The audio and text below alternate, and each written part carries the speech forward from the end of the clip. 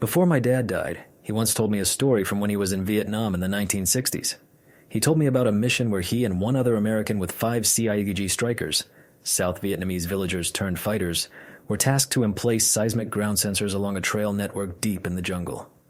He said they were about 2 days into the mission when he and 2 of the strikers split off from the main group to go watch a nearby trail intersection. He said the jungle was pretty quiet that day, just the sounds of birds and bugs and an occasional monkey. He said they had been watching the trail intersection for about 3 or 4 hours and were deciding on whether to move further down the trail or to turn back and link up with the rest of the patrol. Before leaving the cover of the brush, my dad said he checked the trail ahead of them one last time and prepared his men to move.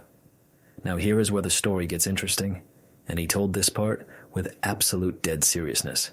He said, just as he started to step out onto the trail, he sees a light-skinned Black Union Cavalry soldier in full battle gear laying alongside the trail, just shy of the intersection.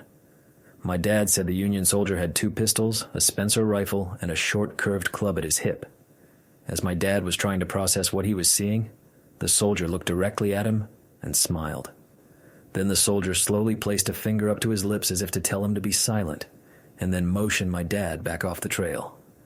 My dad said he signaled for his men to remain hidden, and he recalled that as he slipped back into the jungle on one side of the trail, the Union soldier did the same on his side of the trail. Less than 10 seconds later, he said the lead element of a group of NVA, North Vietnamese Army soldiers, walked right through the trail intersection some 30 feet away.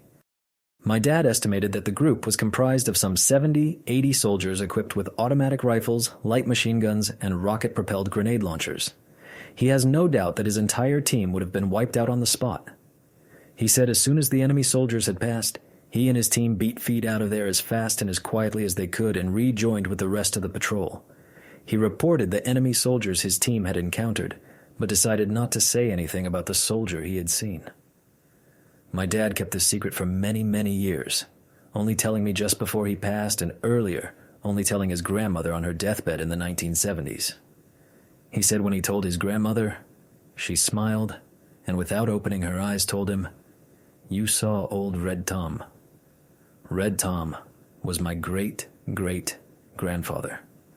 He was a half-black, half-Creek, free man who was a scout for the Union Army during the Civil War and later served with the U.S. Cavalry in the American West.